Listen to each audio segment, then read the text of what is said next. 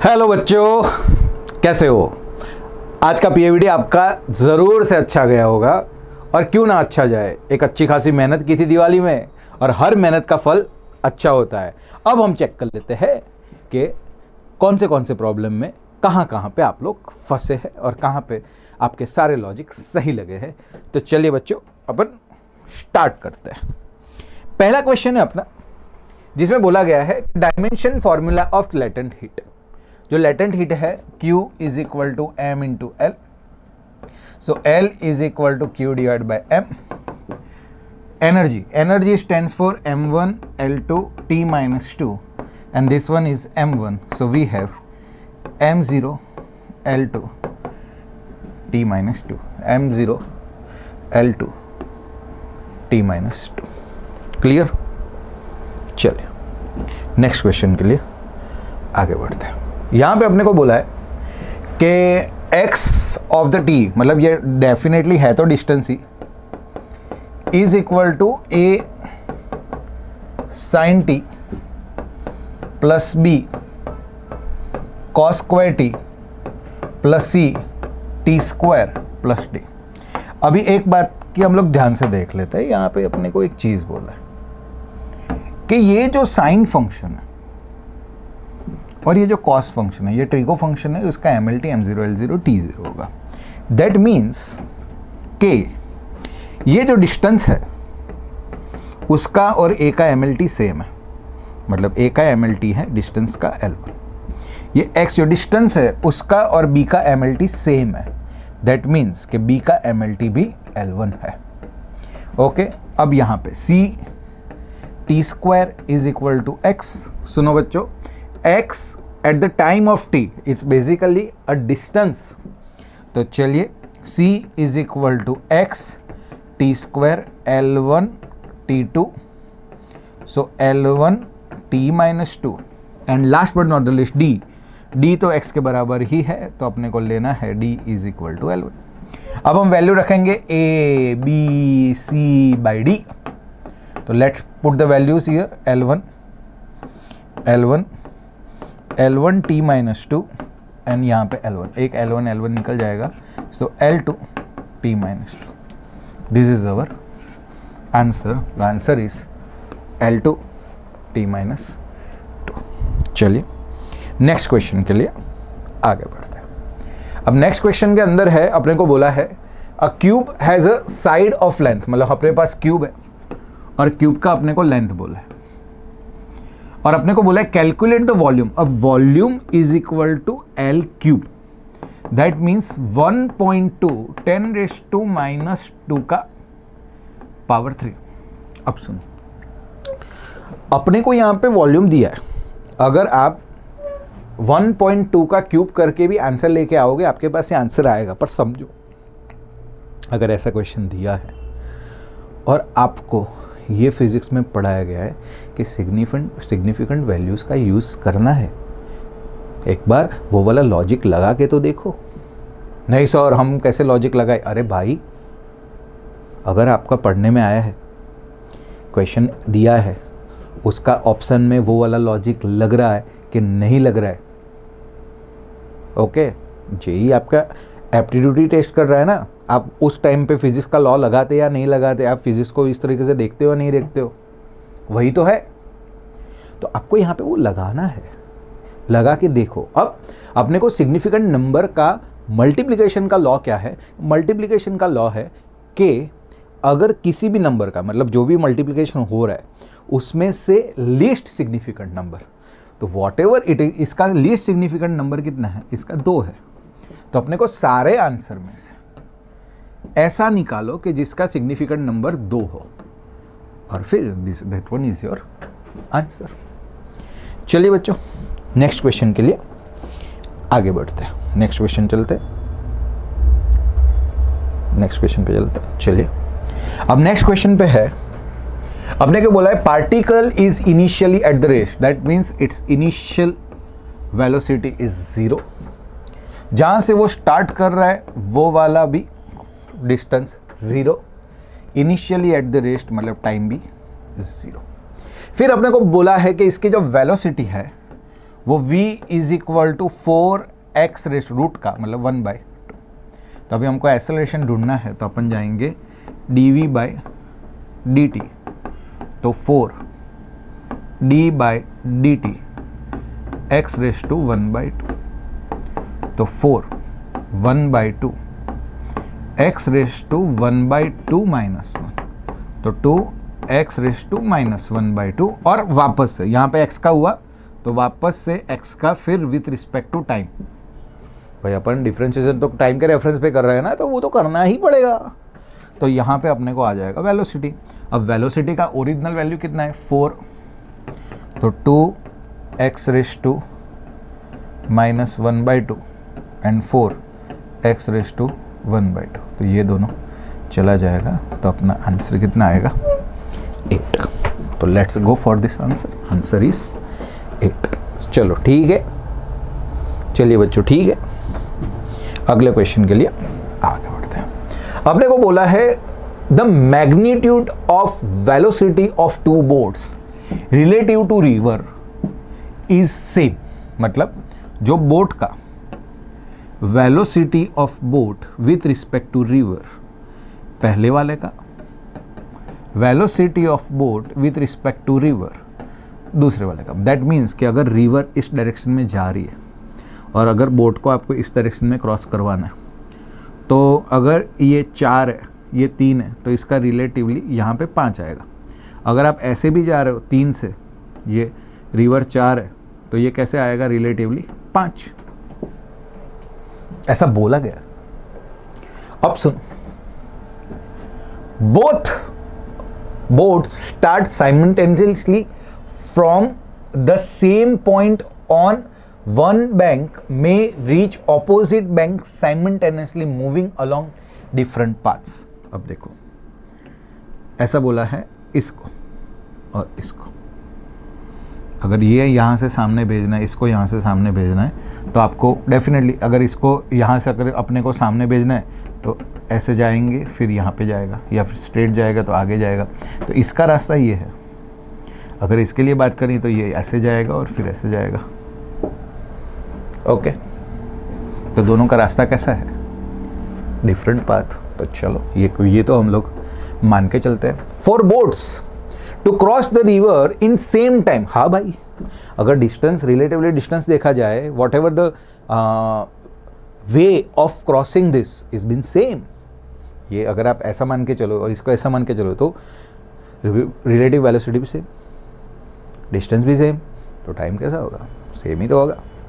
तो cross the river is same, the component of their velocity relative to river a in direction normal to flow should be same. Okay, ये reason कैसा है, बिल्कुल proper है। तो if the both reason are correct and the reason is okay, तो first option is right. चलिए बच्चों next question के लिए आगे बढ़ते हैं। यहाँ पे आपने को बोला ratio of the maximum range, मतलब अपने को रेंज पे जाना है, and divide by time of flight का स्क्वायर। तो range v0 square sine 2 theta divide by g, time 2v0 sine theta by g का स्क्वायर। तो v0 का square 2 sine theta cos theta divide by g, 4v0 square sine square theta divide by g का square. अभी यहाँ से v0 निकल जाएगा, यहाँ से एक g निकल जाएगा, एक 2 निकल जाएगा, एक साइन निकल जाएगा। तो यहाँ पे हो जाएगा 1/2, g ऊपर जाएगा तो g/2, cos divide by sine cot theta, तो g/2 कॉट थीटा। क्लियर? चलिए बच्चों समझ में आया। चलिए हम नेक्स्ट क्वेश्चन के लिए आगे बढ़ते हैं। देखो अपने को नेक्स्ट क्वेश्चन में ऐसा बोला है, a simple pendulum is oscillating without damping, मतलब ये ऑसिलेट हो रहा है और उसका डैम्पिंग भी नहीं हो रहा है, मतलब डैम्पिंग ना होना मतलब वो स्लो नहीं हो रहा है, नॉर्मल सा मोशन कर रहा है सर्कुलर। अब when the displacement of the Bob is less than the maximum, उसका जो मोशन होना चाहिए वो मैक्सिमम वाला नहीं हो रहा है। अब इसका मतलब क्या होता है वो पहले समझो। इसका मतलब ये होता है जैसे बॉब पेंडुलम के साथ ऐसे ऐसे घूम रहा है, अब अगर कोई इसको काट देगा तो दूर चला जाएगा। सोचो ये ऐसा कर हो रहा है, कोई इसको यहाँ से काट देगा तो जो मैक्सिमम होगा अपने को वो वाला less than maximum, that means कि इसको सिंपल हार्मोनिक मोशन में करते ही रहना है। अब सुनो, जब वो सिंपल हार्मोनिक मोशन में जाएगा तो अपने पास दो मोशन है, दो कंटेंट है। एक अपने पास एक्सेलरेशन होता है बॉब का, जब ये जाता है तो एक टेंजेंशियल होता है और एक सेंट्रल होता है, और जब टेंजेंशियल और सेंट्रल मिला के कुछ एक्सेलरेशन, ये ए नेट होता है। अब आप देखो क्या इसका ए नेट इस डायरेक्शन में है? नहीं है, ये ए सी है। इसको अगर बोलने के लिए जाए तो ये ए सी है, ये सिर्फ ए टी है, और ये ए सी और ए टी का मिला के है। तो our answer is C. Okay, इसका मतलब क्या हुआ कि अपना बॉब टूटना चाहिए नहीं। चलिए, less than the maximum one. चलिए नेक्स्ट क्वेश्चन के लिए आगे बढ़ते हैं। ये एक अच्छा क्वेश्चन, बहुत अच्छा, बहुत अच्छा से नहीं बोल सकते यार, मतलब ये तो एक सिंपल सा, अगर किसी ने प्रिपरेशन की होती है एक सिंपल सा क्वेश्चन है। बट अगर किसी ने नॉर्मल तरीके से ही प्रिपरेशन की, भाई आप जेई में हो, ये वाला क्वेश्चन अगर आपने ना देखा तो क्या देखा। तो बच्चों अगर ये वाला क्वेश्चन नहीं आ रहा है तो प्लीज़ इसको प्यार से समझिएगा और नीचे कमेंट कीजिएगा कि जी सर हमको ये समझ में आ गया। स्पेसिफिकली इस क्वेश्चन पे नीचे प्लीज़ कमेंट कीजिएगा। चलिए अब यहाँ पे देखिए, a gun applied a force F on a bullet, मतलब ये गन है और ये जो फोर्स बुलेट पे अप्लाई कर रहा है, गन अप्लाई कर रहा है, कितना है 100 minus 0.5 into 10⁵ into T. The bullet emerges out with speed of 400 metre per second. अब इतना फोर्स लगाने के बाद ये जो बुलेट यहां से बाहर निकल रही है with speed of 400 metre per second, ये धक्का लगा दिया और उससे ये बाहर निकल रही है। अब अपने को बोला है then the bullet emerge out with the speed of this, then find out the impulse exerted till the force bullet become zero. तो अपने को ये ध्यान में रखना है कि भाई वहां तक ही इंपल्स ढूंढना है जब तक अपना फोर्स कितना हो जाए, जीरो ना हो जाए। तो पहले इस फोर्स को अपन जीरो करते हैं। So 100 minus 5 into 10⁴ into T is equal to 0। 5 into 10⁴ into T 100, तो टी इज इक्वल टू, ये यहाँ से हो जाएगा 20। सो 2 इंटू 10⁻³ सेकेंड। दैट मीन्स कि शुरुआत से लेके, मतलब जैसे ही ये इसको हैमर करेगा, ये बुलेट, ये यहाँ पे बुलेट है, ये गन है, ये गन का हैमर है, तो ये बुलेट अंदर है, गन का हैमर इसको लगेगा, ठीक, और उसके बाद ये गन, ये बुलेट आगे निकल जाएगी। ये गन का हैमर है, ये बुलेट है। तो जब बुलेट पे लगने वाला इफेक्टिव फोर्स कब जीरो होगा, तो भाई इस टाइम पे जीरो होगा। तो अपने को उस टाइम तक का इम्पल्स चाहिए। तो चलिए हम इम्पल्स के डायरेक्शन में जाते हैं। So impulse is equal to force into time. तो अपने पास कहाँ तक के टाइम का लेना है, 0 से लेके 2 इंटू 10⁻³ के टाइम का। तो 100 minus 5 into 10⁴ T D T impulse. तो अपन लेंगे 100 इंटू टी, 0 से 2 into 10⁻³ 5 into 10⁴ t²/2 0 into 2 into 10⁻³ तो ये 100 2 इंटू 10⁻³ यहाँ पे 5 10⁴/2 4 इंटू 10⁻⁻⁶, तो यहाँ पे हो जाएगा 2, सो 2 इंटू 10⁻⁻1 माइनस 5 2 ज़ा 10, तो 10⁻1 plus 4 minus 6, that means 0.2 minus 0.1, तो अपने पास आएगा 0.1 न्यूटन इंटू सेकेंड। पहले देखना है, हाँ न्यूटन इंटू सेकेंड में ही दिया है, आंसर इज 0.1। चलिए बच्चों, समझ में आ गया?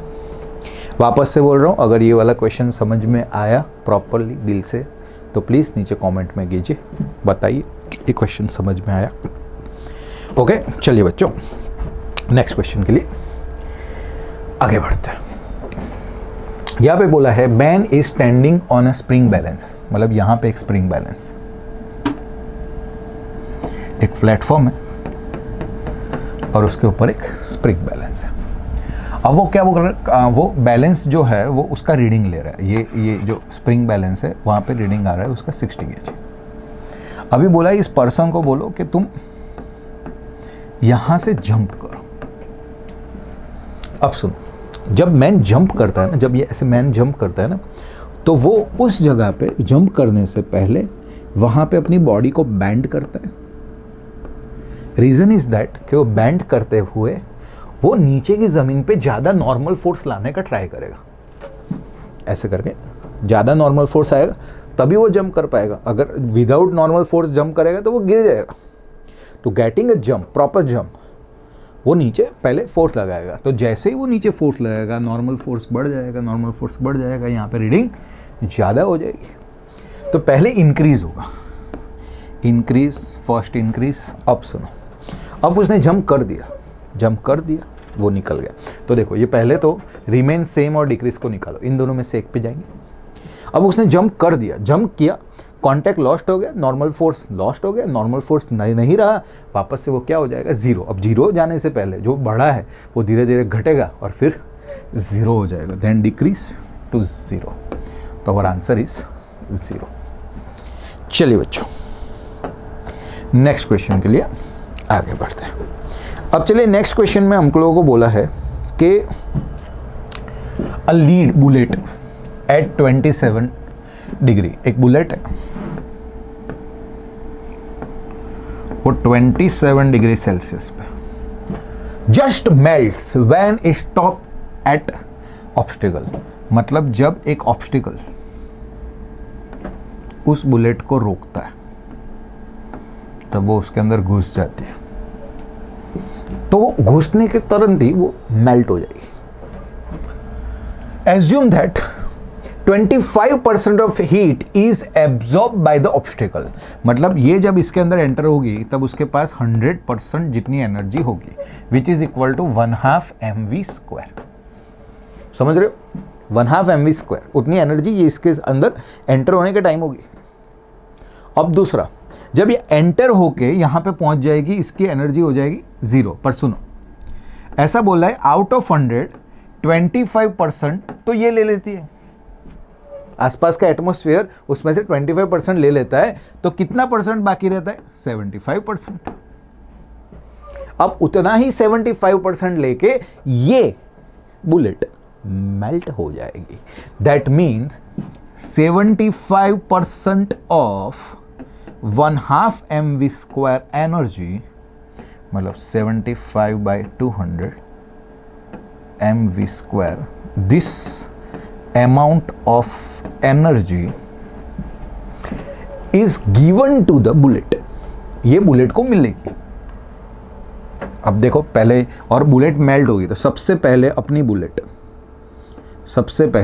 जो बुलेट है वो 27 डिग्री से सबसे पहले उसके मेल्टिंग पॉइंट तक पहुंचेगी 327 तक, और फिर वो बुलेट क्या हो जाएगी, मेल्ट हो जाएगी। फिर वो बुलेट मेल्ट हो जाएगी, वो भी कितने पे, 327 पे। अब इसको कन्वर्ट करने का तो Q is equal to mc delta t, यहाँ पे Q is equal to mc delta t। Clear? अब सुनो, एक चीज आ रही है कि यहाँ पे अपने को सिग्निफिकेंट हीट जो दी है ये ग्राम के अंदर दिया है, कैलोरी के अंदर दिया है।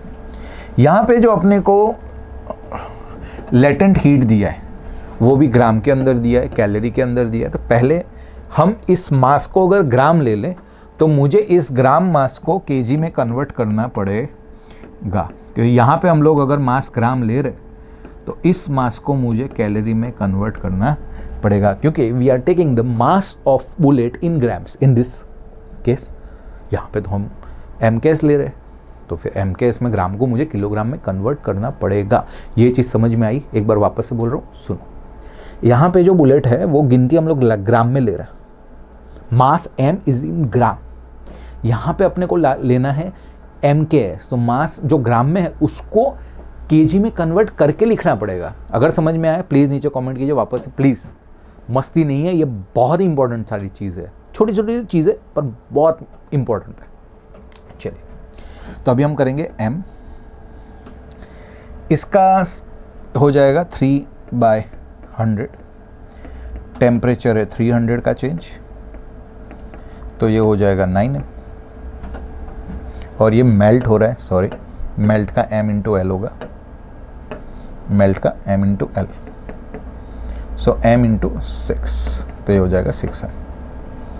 So this total energy required is 15m and this is in calorie. अब इस कैलोरी को मुझे जूल में कन्वर्ट करना है, दिस इज इन कैलोरी। तो अगर मुझे इसको जूल में कन्वर्ट करना है 15m इंटू 4.2, अब दोनों को क्या करो, कंपेयर कर दो। तो जैसे ही हम दोनों को कंपेयर करेंगे, 15 into m into 420 is equal to 75/200 m into नीचे 1000 इंटू v का स्क्वायर, mm निकल गया, यहाँ से एक 0 निकल जाएगा, 15 5s एंड 5 4s, तो 40। So v square is equal to 42 into 40 into 00। Okay, तो इसका approximately v square is equal to 420 into 400, 420 and 400। अब देखो, अगर 420 अगर अपने पास v स्क्वायर 420 एंड 400 है तो उसका रूट भी 4 के रेंज पे ही मिलेगा। देखो 420 एंड 400, तो दैट मीन्स कि वो 400 से बड़ा होगा उसका रूट और 420 से छोटा होगा, तो वो आंसर आएगा 410। क्लियर? अच्छा क्वेश्चन था, मज़ा आ गया क्वेश्चन करने में। चलिए, अपने को क्वेश्चन में बोला है the bimetallic strip is formed out of different identical strips, 2 different identical strips. ओके, चलिए मैंने ये बना दी, एक स्ट्रिप और दूसरी strip. One of the copper and another is brass. एक मैंने कॉपर का रखा, इस मैंने ब्रास का रखा। The coefficient of linear expansion of the 2 metals alpha of C and alpha of B। Okay, अभी अपने को ये यहाँ पे आंसर के अंदर दिख रहा है कि alpha of B minus alpha of C करना है, तो अल्फ़ा ऑफ B को हम लोग अभी ग्रेटर ले रहे हैं। दैट मीन्स कि इसका जो एक्सपेंशन होगा ब्रास का वो कॉपर से क्या होगा, ज़्यादा। पर अभी अपने को समझना है कि ये तो बाईमेटालिक है, तो दैट मीन्स कि ये जो होगा वो बैंड होगा ऐसे, क्योंकि उसके दोनों के दोनों एंड कैसे होंगे, साथ साथ होंगे, एंड साथ होने। तो देखो ये अगर 8 हुआ, ये 10 हुआ, तो ये भी बाहर वाला का लेंथ ज़्यादा होगा, अंदर वाले का लेंथ कम होगा। ओके, तो अभी अपने को बोला है form an arc radius of curvature. Okay, तो अभी मैं एक चीज़ बताऊं कि अगर इन दोनों के जो, अगर हम छोटा सा भी पोर्शन ले लेते हैं, क्योंकि ये दोनों की लेंथ अगर मैं जहाँ तक सेम रख रहा हूँ, तो इसकी लेंथ में जो चेंज है और इसकी लेंथ में जो चेंज है, दोनों के लेंथ में जो चेंज है, so delta R1 is equal to L alpha या फिर R alpha, alpha of brass delta T। R2 R alpha of copper delta T. अब दोनों में जो डिफरेंस है वो डिफरेंस अगर मैं निकालूं, सो डेल्टा ऑफ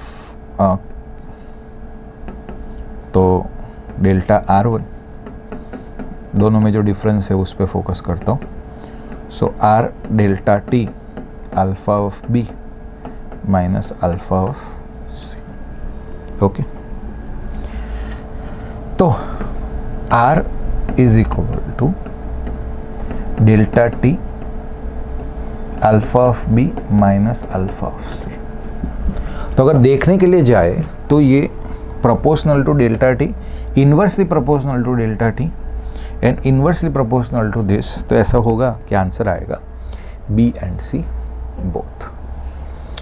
चलिए बच्चों, नेक्स्ट क्वेश्चन के लिए आगे बढ़ते हैं। नेक्स्ट क्वेश्चन है अपना, बोला है कंसीडर अ रेक्टेंगुलर शीट कि जिसका लेंथ और विड्थ 9 सेंटीमीटर एंड 4 सेंटीमीटर, तो उसका एरिया 8 4 36 सेंटीमीटर, और अपना अल्फ़ा दिया है अपने को, एरिया में तो बीटा यूज़ करना है तो अपन यूज़ करेंगे 2 अल्फ़ा, तो हो जाएगा 6.2 10⁻⁻⁵।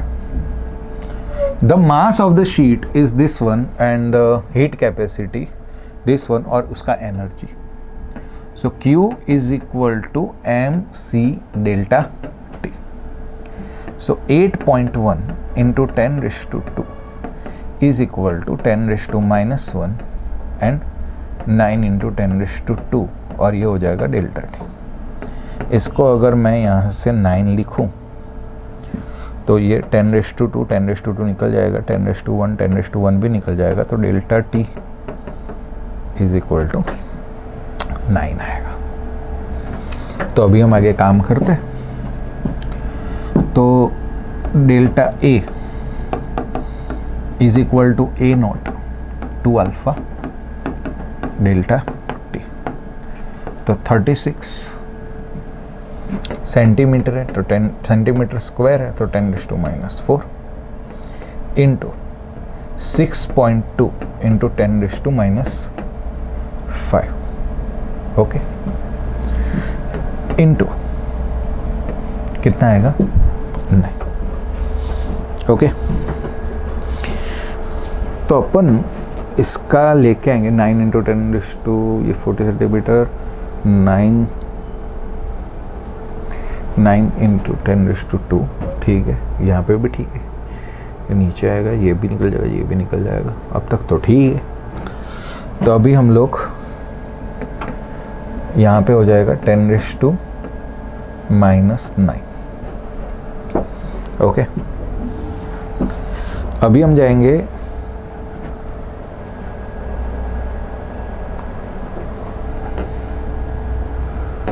(36 इंटू 9), तो वो हो जाएगा 54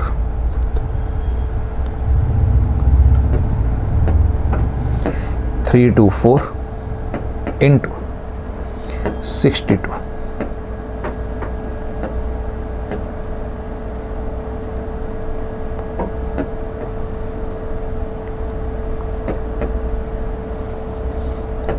एट 4 6 8 8 0 1 0 2, तो अपने पास आएगा पॉइंट में ले 2008.8। तो अपने पास कौन सा आंसर बनेगा? Option number A. अच्छा क्वेश्चन था मैथमेटिकल, मज़ा आ गया। चलिए नेक्स्ट क्वेश्चन के लिए आगे बढ़ते हैं। अब नेक्स्ट क्वेश्चन में अपने को बोला है कि सेल्सियस और फ़ारेनहाइट का ग्राफ बनाओ। किसका ग्राफ बनाओ? सेल्सियस एंड फ़ारेनहाइट का ग्राफ बनाओ। अभी अपने को पता है कुछ लोग की मेथड ऐसी होती है कि 100 डिग्री सेल्सियस 32 212 ये सेल्सियस है, ये फ़ारेनहाइट है, तो C -0 अपॉन 100, फ़ारेनहाइट -32 अपॉन 120, ये निकल जाएगा, ये निकल जाएगा, ये 6, ये 5, तो 5C is equal to 5F minus 32 into 5। अभी यहाँ पे दिया है अपने को फ़ारेनहाइट x पे और सेल्सियस y पे, क्योंकि अपने पास equation y is equal to mx plus और माइनस c पे है, तो जो y एक्सिस पे है तो उसको यहाँ पे c, यहाँ पे 6 आएगा, सॉरी, तो क्या लिखेंगे 5F बाई 6 32 इंटू 5 बाई 6। तो this one is our y, this one is our x, that means कि ये c is equal to mx minus c वाला रोल है, तो जिसमें c माइनस होता है ग्राफ पॉजिटिव होता है, तो अपना आंसर आ जाएगा p। क्लियर? चलिए बच्चों, समझ में आ गया। चलिए नेक्स्ट क्वेश्चन के लिए आगे बढ़ते हैं। नेक्स्ट क्वेश्चन में अपने को दिया है कि a block of ice is slowly heated and then converted into steam. Okay, तो देखो यहाँ पे आइस है 10 डिग्री सेल्सियस का, वो 0 तक पहुँचेगा, 0 से वाटर बनेगा, फिर 0 से 100 तक बनेगा और वहाँ से वो 100 डिग्री स्टीम बन जाएगा। तो कौन सा क्वेश्चन है अपना? This one is our question answer. चलिए बच्चों, नेक्स्ट क्वेश्चन के लिए आगे बढ़ते हैं। अब चलिए, यहाँ पे ये वाला जो क्वेश्चन है, उस क्वेश्चन में अपने को क्या बोला है कि कैलोरी इन डिफिनिट अमाउंट। ओके, एक कैलोरी क्या होता है? डेफिनेशन तो भाई 14.5 से 15.5 डिग्री सेल्सियस 1 ATM पे बनाने के लिए जो यूज़ होता है उसको एक कैलोरी बोलते हैं। सिंपल सा क्वेश्चन था, थियोरेटिकल क्वेश्चन था। चलिए बच्चों, ये वाला क्वेश्चन एक अच्छा क्वेश्चन है। इस वाले क्वेश्चन पे भी अगर आपको बिल्कुल, अगर आप एक बार 2 बार इस क्वेश्चन को देखना, बहुत अच्छा क्वेश्चन है। ओके, और जैसे ही समझ आए प्लीज़ नीचे कमेंट करना। ये तीसरी बार बोल रहा हूँ, तो इसका रीज़न है, इस पेपर में मेजॉरिटी सारे क्वेश्चन इजी है, पर कुछ कुछ ऐसे क्वेश्चन है जहाँ पे लॉजिक लगाना पड़ता है। जैसे उसमें एक साइड हम ग्राम ले रहे हैं, दूसरी हम ग्राम को केजी में कन्वर्ट करना पड़ेगा, क्योंकि उस साइड MKS ले रहे हैं। यहाँ पे भी देखो, तो यहाँ पे अपने को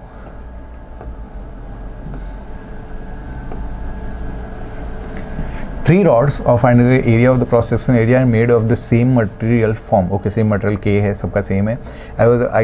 आइसोसिलिक ट्राइंगल ABC B रेक्टेंगल पे है, B रेक्टेंगल पे है 90, ये A है, ये B है, ये C है। The point A and B are maintained at, इसका टेम्परेचर T है, इसका टेम्परेचर √2T है, और यहाँ का टेम्परेचर अपन ले लेते हैं TC। अपने को बोला है कि TC और T के बीच का रिलेशन निकालो। तो TC और T के बीच का रिलेशन अपने को जो निकालना है वो ऐसे निकालना है कि ये TC कौन सा है, बड़ा है छोटा है, उससे अपने को कोई लेना नहीं। अपने को ये है कि जो हीट ट्रांसफ़र हो रहा है ये है वो dQ/dt1 is equal to dQ/dt of second. तो यहाँ की और यहाँ की बात करते हैं। पहला, ये लेंथ अगर L है, ये L है, तो ये कितना लेंथ आएगा? √2L। तो यहाँ पे हम लोग जाएंगे K, एरिया तो सेम ही है, तो हो जाएगा TC माइनस T, और ये जो लेंथ आएगा वो हो जाएगा √2L। ओके, या फिर इसको plus is equal to 0 K A TC minus √2T divide by L is equal to 0। ये आराम से निकल जाएगा। तो यहाँ पे अपने को मिल जाएगा TC minus T plus TC minus √2T is equal to 0। इसको सामने ले लेते हैं, -2T इज इक्वल टू 0। अपने को ऐसा नहीं लेना, अपने को लाना है relation between TC and T। समझ आ रहा है बच्चों? तो इन दोनों को सामने ले आओ, इन दोनों को एक साइड। तो 1 plus √2 TC is equal to, okay, ये दोनों उस साइड जाएंगे, अपने पास हो जाएगा 3T। अब सुनो, अपने को लाना है टी सी अपॉन टी, तो टी सी यहीं पे है, टी को नीचे लेके आओ, तो टी सी अपॉन टी, तो ये हो जाएगा 3 ऊपर है। यहीं से आपको आंसर का मैटर पता लग जाना चाहिए कि ऊपर 3 आ रहा है, कुछ और देखना ही नहीं है, मैटर खत्म करके आगे बढ़ जाना है। चलिए नेक्स्ट क्वेश्चन के लिए आगे बढ़ते हैं। ये वाला जो क्वेश्चन है, two identical conducting rods are first connected independently to the two vessels, one conducting vessel in water, एक को वाटर में रखना है और दूसरे को आइस में रखना है। In second case the rods are joined end to end and connect to the same vessel। मतलब अपने को बोला है कि एक केस में जो कनेक्शन लेना है उसमें दोनों को एक साथ रखो, दैट मीन्स, और दूसरे में बोला है उसके एंड टू एंड निकाल के, मतलब यहाँ पे अगर बात करें तो इसका लेंथ होगा L और यहाँ पे हो जाएगा एरिया 2L। यहाँ पे बात करें तो इसका लेंथ L एंड L, तो वो कितना हो जाएगा, length L and L 2L, but area हो जाएगा A। दोनों को जो कनेक्ट किया है वो कनेक्ट किया है 100 degree Celsius and 0 degree Celsius, यहाँ पे 100 degree Celsius and 0 degree Celsius. तो अगर मैं हीट फ्लो की बात करूँ तो dq by dt is equal to KA delta T upon delta x। अब मेरी बात सुनो, मटेरियल तो सेम है, ओके, टेम्परेचर का डिफरेंस भी सेम है, टाइम भी सेम है, that means so dq is proportional to A upon delta x, A upon delta x। चलिए अभी हम जाते हैं dq बाई dt, तो dq पहले वाले का और dq दूसरे वाले का, सो A1 L1 A2 L2, तो यहाँ पे 2A लेंथ L, यहाँ पे A लेंथ 2L, तो A L L, तो ये हो जाएगा 4/1। चलिए बच्चों नेक्स्ट कंटेंट के लिए आगे बढ़ते हैं। चलिए नेक्स्ट कंटेंट में अपने को दिया है कि भाई साहब, an ideal gas expands isothermally. एक गैस है, एक्सपांड हो रहा है आइसोथर्मली V1 से V2 तक, तो आइसोथर्मली एक नॉर्मल सा इस तरीके का एक्सपांशन होगा। From the volume V1 to V2 लिख दिया, then compress to the original volume V1 adiabatically. भाई साहब एडियाबैटिकली का अपने को पता होना चाहिए कि शेप थोड़ा सा ज्यादा होता है, तो उस वाली कंडीशन में वो वापस से वहां पे तो पहुंचता है, पर इनिशियल कंडीशन पे जो हमारा प्रेशर P1 था, यहां पे प्रेशर हो जाएगा P1, यहाँ का प्रेशर P2 और यहाँ का प्रेशर बोला है P3। अब देख के पता चल रहा है कि P3 P1 से तो ज़्यादा ही होगा, तो निकालो, सेम होगा, निकालो। P3 P1 से ज़्यादा है, P3 P1 से ज़्यादा है, ये दोनों निकल गए। अब वर्क पे जाओ, तो अब देखने के लिए जाते हैं, तो अगर यहाँ पे वर्क पॉजिटिव होगा पर इसका वर्क जो होगा वो नेगेटिव होगा, क्योंकि प्रेशर वॉल्यूम कम हो रहा है, दैट मीन्स जो हमारा वर्क होगा वो नेगेटिव होगा। तो हमारा ऑप्शन आएगा ऑप्शन नंबर सी। चलिए बच्चों समझ में आया। चलिए तो नेक्स्ट क्वेश्चन के लिए आगे बढ़ते हैं। नेक्स्ट क्वेश्चन में अपने को है कि gamma of A is a specific heat ratio of the mono atomic gas having the 3 translational degree of freedom. तो सुन, गैस ए जो है उसका डिग्री ऑफ फ्रीडम 3 है, तो उसका गामा ऑफ ए 5/3 है। गैस बी जो है उसके लिए specific heat ratio, the polytropic gas having a 3 translational, 3 rotational degree and 1 vibrational mode. 1 कौन सा? Vibrational mode. अब वाइब्रेशन में क्या होता है, ये ऊपर ऊपर ऊपर जो होता है, तो उसमें पोटेंशियल एनर्जी भी होती है और काइनेटिक एनर्जी भी होती है। वाइब्रेशन एसएसएम का पोर्शन है, तो वाइब्रेशन मोड में दोनों एनर्जी होती है, पोटेंशियल एनर्जी भी होती है और काइनेटिक। तो इसमें लीनियर 3, रोटेशनल 3 वाइब्रेशनल 2, तो टोटल इसका डिग्री ऑफ फ्रीडम आएगा 8। और अगर डिग्री ऑफ फ्रीडम 8 है तो हमारे पास ये हो जाएगा 10/8 5/4।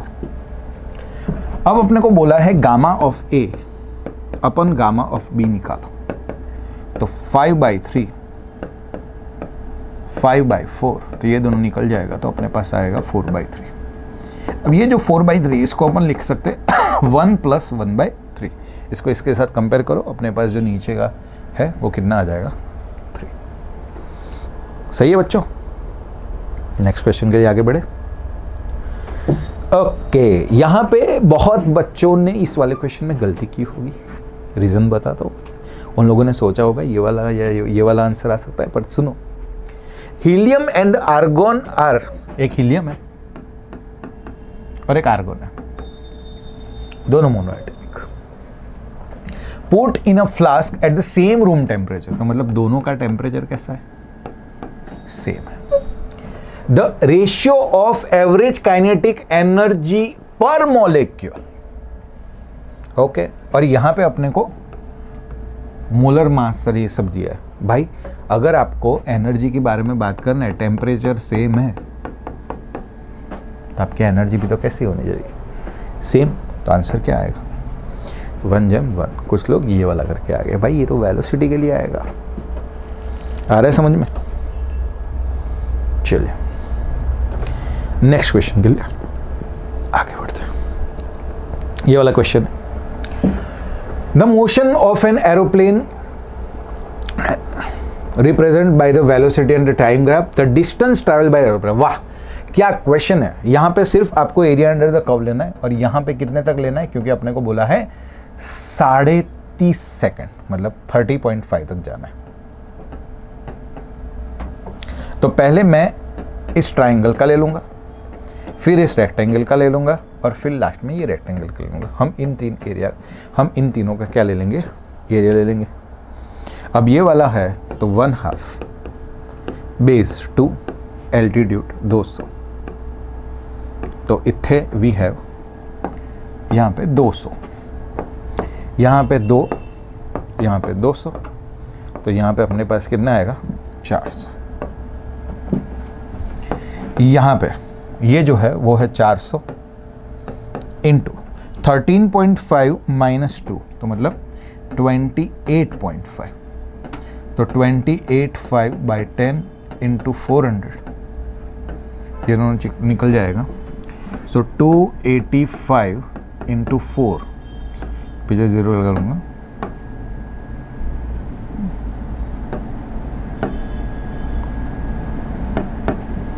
तो 11400। अब क्या करना है? सबके एरिया का टोटल करना है, तो वहाँ पे बन जाएगा कितना? 200 + 400 + 11400, तो 0 0 8 और 9 1 12। तो अगर किलोमीटर में चाहिए तो 12 किलोमीटर। कितना आएगा? 12 किलोमीटर। पक्का? चलिए चलिए नेक्स्ट क्वेश्चन के लिए आगे बढ़ते हैं। अपने को बोला है कि 2 cylinder A and B fitted with piston. अपने पास 2 सिलेंडर है,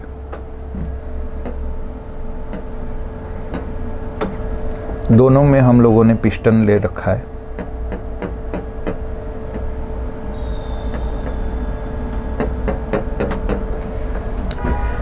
content equal amount of air, दोनों में सेम अमाउंट ऑफ एयर ही है,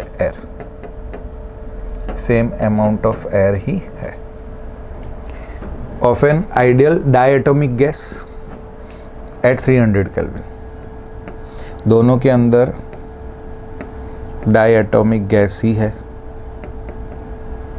अब डायटोमिक है तो उसका मतलब F = 5 CV 5R/2 CP 7R/2 gamma 7/5। ये सब तो इंफॉर्मेशन दी है। The piston A is free to move, मतलब पिस्टन A में पिस्टन आराम से मूव हो सकता है, मतलब यहाँ पे प्रेशर कांस्टेंट है।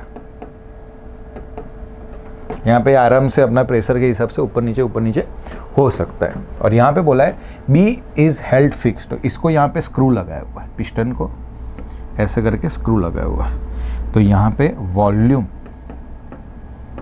कांस्टेंट है,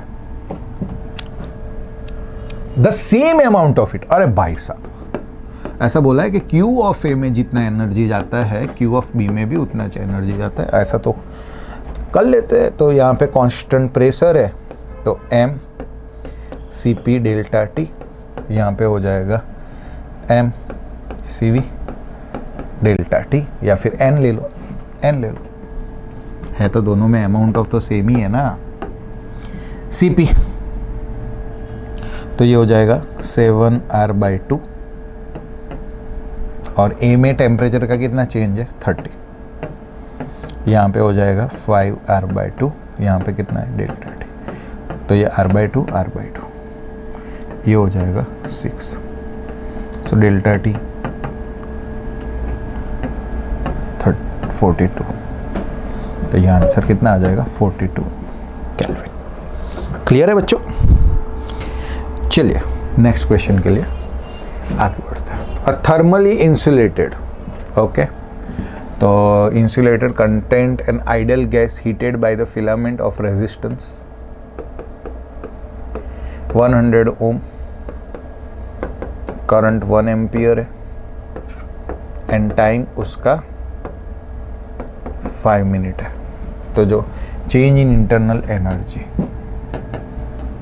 तो आ जाएगा I² RT, energy I² RT, तो 1 × 100 × 5 × 60,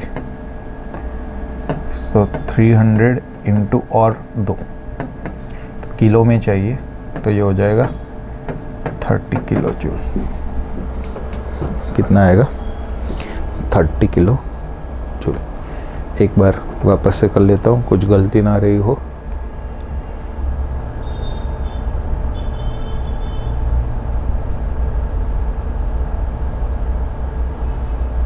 ओके, I² RT, चलिए ठीक है। Then change in internal energy, ठीक है।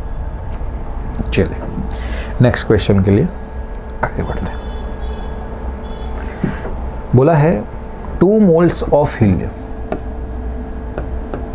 2 moles of helium mixed with n moles of hydrogen, okay, अपने को Cp और Cv के मिक्सचर की वैल्यू दी गई है 3/2, तो यहाँ पे हो जाएगा n Cp1 n2 Cp2 n1 Cv1 n2 Cv2, okay, तो ये हो जाएगा 3/2, पहले वाले का 2 है, हीलियम का हो जाएगा 5R/2, फिर है n 7R/2 2 3R/2 5R/2। सबसे पहले R/2 निकल जाएगा, सो 3/2 is equal to 10 + 7n 6 + 5n, सामने मल्टीप्लिकेशन में चला जाएगा, 18 + 15n 20 + 14n, तो n इज इक्वल टू 2, तो n आंसर कितना आएगा 2। चलिए नेक्स्ट क्वेश्चन के लिए आगे बढ़ते हैं।